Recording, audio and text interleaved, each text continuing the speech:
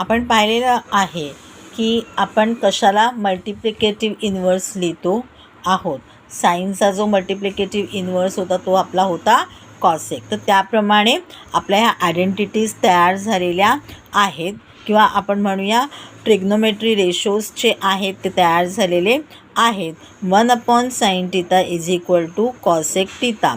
म्हणजेच काय होतं, sine theta into cosec theta is equal to 1. कारण दोन्हीसुद्धा कसे येत आहेत आपले बिलकुल विरुद्ध येतात, मल्टिप्लिकेटिव्ह इन्व्हर्स. त्यामुळे ते कट होतील आणि आन्सर काय राहील आपलं 1 राहील. 1/cos θ इज इक्वल टू सेक θ. म्हणजेच काय झालं, therefore cos θ into sec θ is equal to 1.